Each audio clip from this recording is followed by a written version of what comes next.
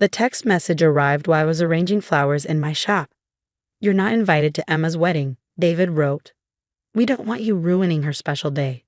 My hands shook as I set down the roses I'd been trimming, the same blush pink variety I'd already ordered for my daughter's bridal bouquet.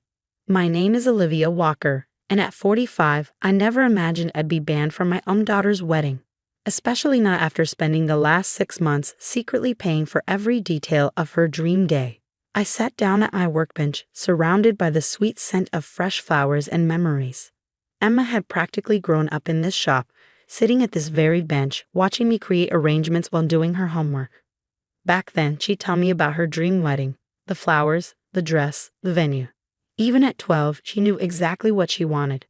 "Mom, when I get married, I want peonies and roses everywhere," she'd say, her eyes sparkling. "And it has to be at River Oak Gardens. Promise we'll make it perfect."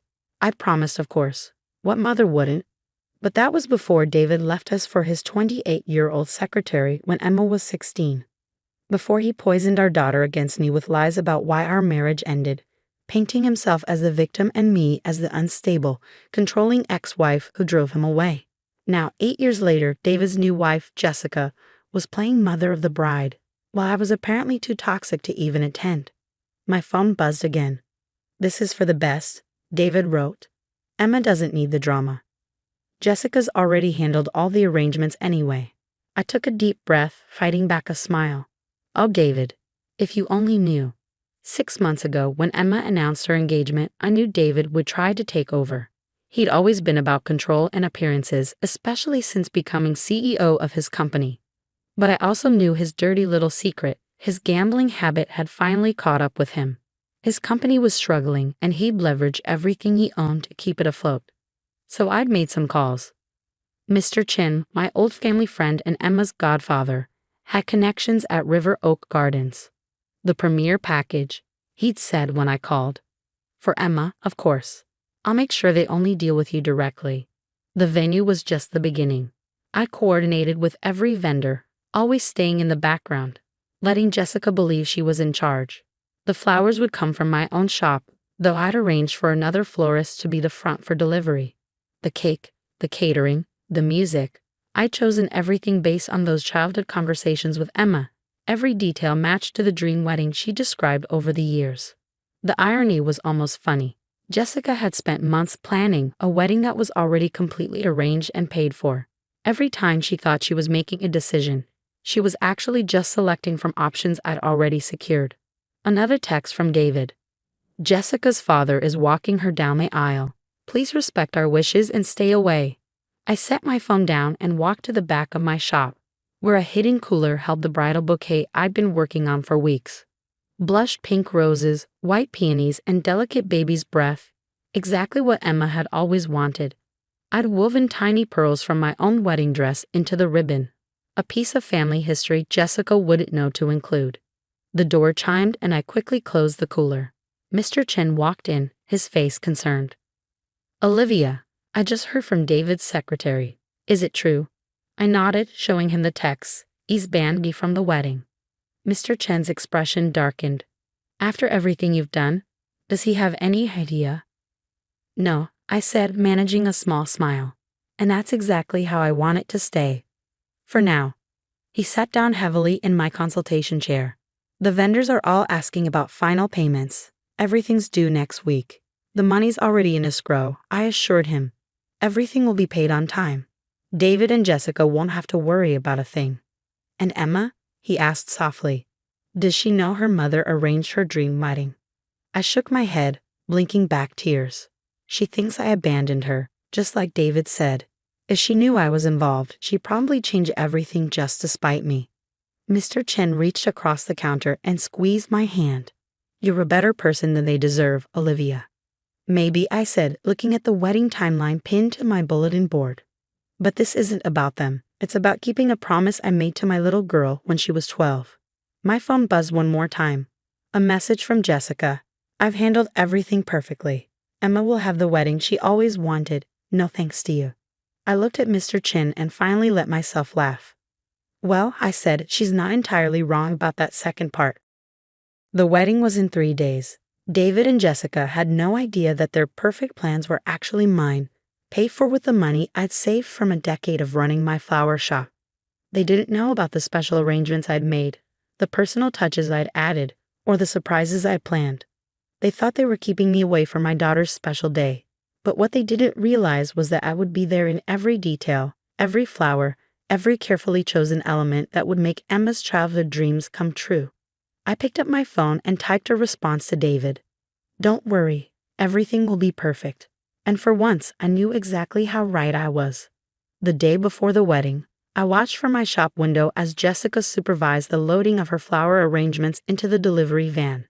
She stood there in her designer outfit, checking things off her clipboard, completely unaware that every stem had been carefully selected and arranged by me over the past week. "The roses look a bit sparse," she complained to the delivery driver, actually my assistant Mike in a borrowed uniform. "Are you sure this is what we ordered?"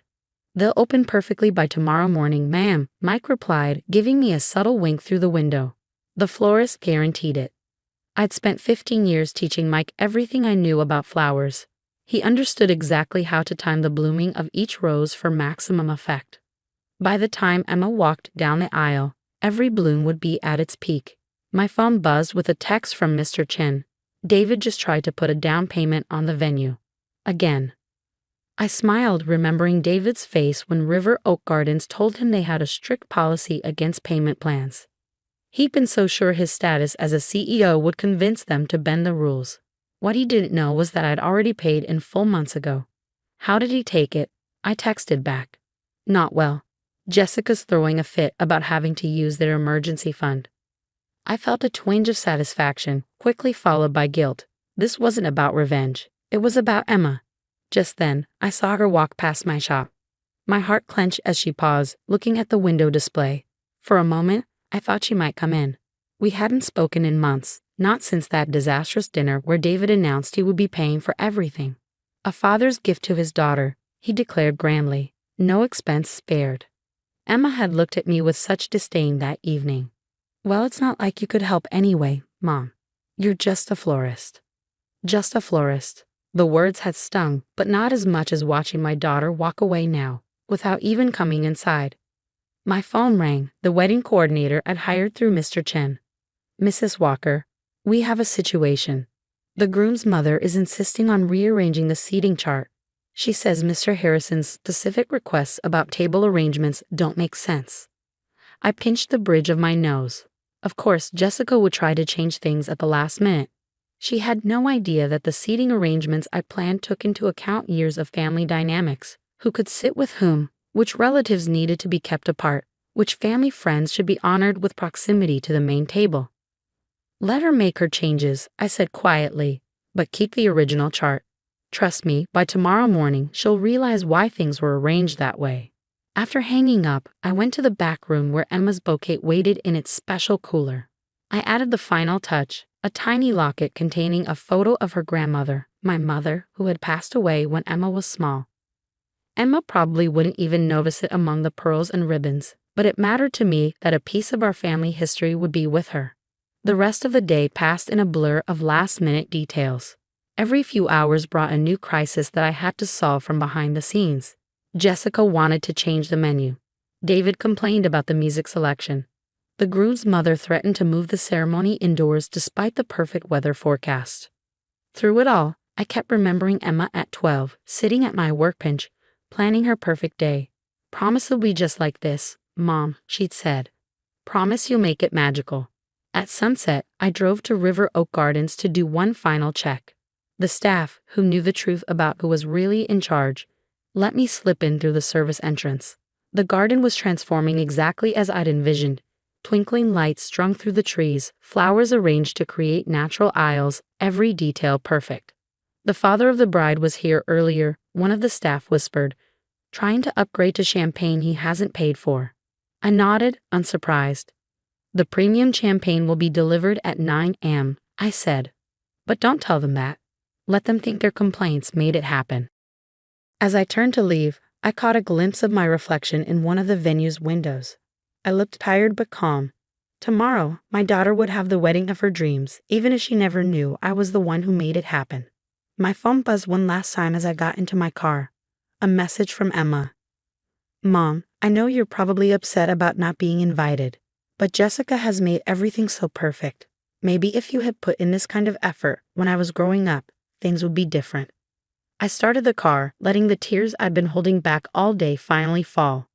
Part of me wanted to tell her everything about the months of planning, the careful coordination, the savings I'd spent to make her dreams come true. But I didn't.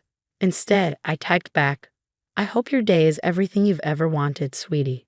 And I knew it would be, because I had promised.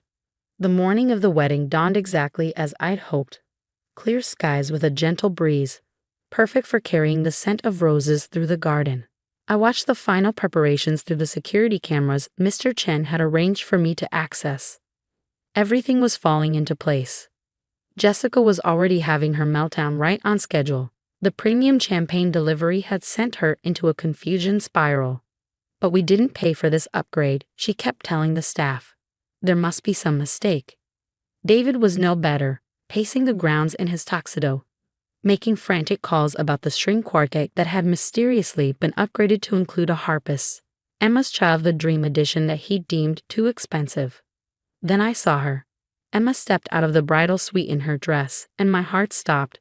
She was beautiful, radiant, exactly as I'd always imagined she would be. The bouquet I'd crafted was perfect in her hands, the roses opened exactly as planned. Through the camera feed, I watched her touch the pearls woven into the ribbon, a puzzled expression crossing her face. My phone buzzed. Mr. Chen, it's time. I took a deep breath and pressed play on the video I prepared weeks ago. Within seconds, the large screen set up for the reception flickered to life across the venue. David and Jessica froze, staring at the images now playing. It was Emma at 12, sitting at my workbench, describing her dream wedding. Mom, promise it'll be just like this, her young voice echoed through the garden. The pink roses, the pearls, the harpist playing canon in D. The video continued, showing snippet after snippet I filmed over the years. Emma planning every detail of her future wedding while arranging flowers with me in the shop. Each element she described matched exactly what was now set up around them. Jessica's clipboard clattered to the ground. David's face had gone pale. But I was watching Emma, who stood transfixed, looking from the video to her bouquet, finally noticing her grandmother's locket tucked among the roses. Her hands were shaking as she opened it, finding the photo inside and the tiny note I tucked behind it. I promised to make it perfect. Love, Mom. Through the camera feed, I saw the exact moment understanding dawn in her eyes. She looked around at everything. The flowers, the lights, the precise arrangement she described as a child, and I saw her begin to cry. Where's my mother? I heard her ask through the audio feed. Where's Mom? David stepped forward, his face a mask of forced calm. Emma, sweetheart, let's not get distracted. Jessica arranged everything. No, Emma cut him off, her voice strong and clear. No more lies, Dad. These are Mom's roses. This is her work. I'd know it anywhere. She held up the bouquet. No one else would know to weave pearls into the ribbon. No one else would remember the exact shade of pink I wanted. She turned to Jessica, who was stammering about contracts and vendors. You didn't plan this wedding, did you? Before Jessica could respond, Mr. Chen stepped forward. No, she didn't. Your mother did. Every detail, every element, exactly as you dreamed it. She paid for everything months ago. The garden fell silent except for the gentle music of the harpist, still playing canon in D, just as 12-year-old Emma had requested in the video still playing on the screens. Why? Emma's voice broke. Why would she do all this and not tell me? I stepped out from behind the garden trellis where I'd been watching. Because you deserve your perfect day, I said softly, whether I was here or not. Emma turned, tears streaming down her face. For a moment, we just looked at each other. Then she ran to me, throwing her arms around me like she used to when she was small. I'm so sorry, Mom, she whispered, for everything. I held her close, careful not to wrinkle her dress. Don't be, sweetheart. Just be happy. That's all I ever wanted. She pulled back, wiping her eyes carefully to preserve her makeup. Will you walk me down the aisle? Please. I looked at David, who stood deflated but silent, and Jessica, who had finally run out of protests. Then I looked at my daughter, who was smiling at me with the same trust I remembered from all those years in the flower shop. "Of course," I said. "I promised to make this day perfect, didn't I?" As we took our places for the ceremony, I caught Mr. Chen's eye. He was grinning as he turned off the video screens, their job done. The truth was out, and my daughter was back in my arms. Sometimes the greatest revenge isn't about getting even. Sometimes it's about keeping your promises even when no one expects you to. Even when no one knows you're doing it. I had promised my daughter a perfect wedding, and that's exactly what she got. The fact that it exposed years of lies and manipulation was just a bonus. A bonus that smelled like perfectly bloomed roses.